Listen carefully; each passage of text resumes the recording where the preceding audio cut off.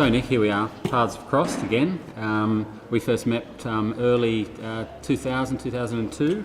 You were heading up marketing at Voyages, Cape Tribulation, Uluru, incredible properties. You then went on to do 7-year tenure at Tourism Australia, marketing probably our biggest product the country actually has, the country itself. A lot of water's passed under the bridge, incredible changes from technology, social media. I can't actually remember how rudimentary marketing was back then. What's your take on how things have changed over the last 15 years? Well, you're right. I think we were still just out of school, weren't we, when we first met? It feels like that way in terms of what's happened in that period of time. I'm reminded by that famous quote that says, "Never again in our lifetimes will we see the world change as slowly as we have in the last 10 years." And I think that's very apt because all it does is it has been accelerating. And it might have seemed rudimentary in 2002, but at the time we thought we were in this brave new world. But certainly massive changes since then, massive ways in which we get information to people, massive ways people consume information and make decisions in their lives.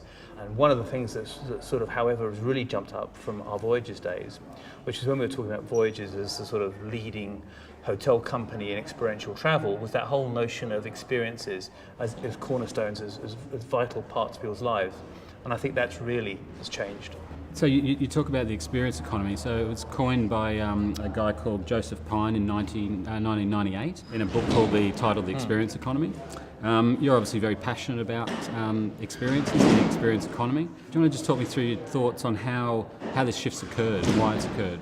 I think one of the things is as communities, as people grow, some of the things that you look back on, some of the things that are most precious in your life, some of the experiences you've had, we've all been consumed for the last 15, 20 years with new products, whether they be new phones, new televisions, new this, new that.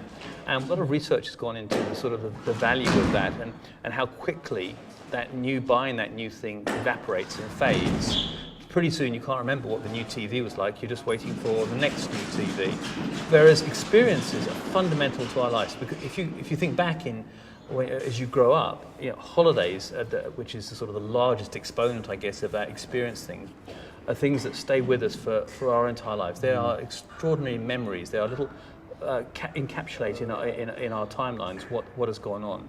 And I think that notion of experience has been really valuable to us, because I'm sure that you can remember your holidays way better than you can remember when you bought a TV or bought a new phone. And those kind of experiences you have, and whether it's just you're going away with a bunch of mates up the coast to do something, or as a family you're traveling somewhere, or the fact that you want to go out for a first time and have a go at fencing like where we are today, that's something that stays with you, and it's out of the ordinary. And I think that experience economy and people's realization of that experience economy has really ramped up up recently to have a great value attributed to it. Yeah, it's interesting. I remember back in 2002 you walked into the Deep End offices, really excited about us helping you change Voyages as an experience-based business. You were very passionate about it then. You must still be passionate about it. The passion, I'm happy to say, hasn't dimmed at all. If anything else, I've just seen through that period of time that role that experiences play in people's lives. And for a while it was with Voyages, hotels and resorts, all the wonderful assets that had, and then it was on to the country. And one of the things that was so great about being the CMO at Tourism Australia is we are marketing the best country in the world. And as a place for experiences, no one says it more than Australia. And in fact, if you ask people how they think about Australia, people that haven't been here, they use things like adventurous, incredible places to go, things to do.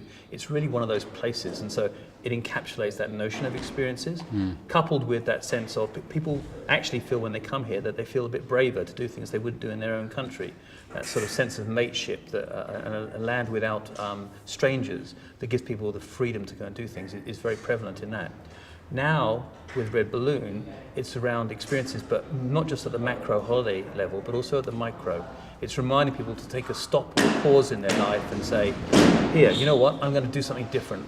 We've been working very hard for the last couple of months on something. Let's do something that sort of throws us into a different environment and pushes one of those bucket list things that we've always wanted to do. In Australia, do you think Australia or Marketing Australia has certain types of experience? You talk about adventure and letting go. Is that really what Marketing Australia is about, or is there a lot more breadth to it. It's actually interesting because Australia, to a lot of people, is fairly one-dimensional. It's sort of about activities around beaches, right? Yeah. It's aquatic and a bit of wildlife thrown into it. One of the things that we did a couple of years ago was the launch of Restaurant Australia, which was this idea around food and wine. I mean, we know that we've got extraordinary food and wine in this country, but the rest of the world doesn't. And when we did some research, we found that we were sort of like 10th, 12th, 14th in the world for our food and wine experiences, except once people came here. Once people came here, we were number 1 or number 2 in the world. So as a marketer, you go, wait a minute, we've got the product, but we're actually under-promising and over-delivering, which is not always the case in marketing. So it became a second dimension, food and wine. So that's how we wrapped and started to grow the idea of what this country has to the rest of the world. And I think with any product that you've got, it can't remain static. Nothing remains static. It's how much more you can grow off of it. And it doesn't matter whether it's a country or it's a single product. Yeah, so I guess you start with the adventure, you move to food and wine, and then you're looking for the next reason to come back to the place. That's right. Yeah, that's interesting. What do you think the local marketplace is lacking when it comes to branded experiences? There's some really good stuff around, but how do you think we can improve? It's interesting. The traditional ones that Red Balloon and companies like us have been very famous for, it's for things like driving cars, jumping out of planes, going on boats. It's adrenaline-based ones. What we're seeing a shift to, and what I think we're looking for more, is ones that have a slightly different angle, that are more around cultural indulgence, and things that are actually very different that people haven't done and never tried, that may not be adventurous but may be around learning or discovery. Right, like fencing. Like fencing. There's a concept I'm sure you're aware of is so the next level up from the experience economy. They talk about the transformational economy. Can you talk a bit about that? That's an interesting point, because I think that's what it goes to a lot of the time. Is so often we get into a routine with our lives. In fact, most of us actually need an element of routine, otherwise it would be completely chaotic. And whether you're single or you're in a couple with kids or without, there's elements of routine. There's work, sort of is that sort of linchpin that sort of everything else moves around, and school and those other things. And I think really to experience life, too often we sort of go, crikey, I just had 2 months and I can't remember a single thing about it other than we got through it. So the idea of as an experience there to flick a switch, it's almost like a slap on the face, really. It forces you to rethink and reset.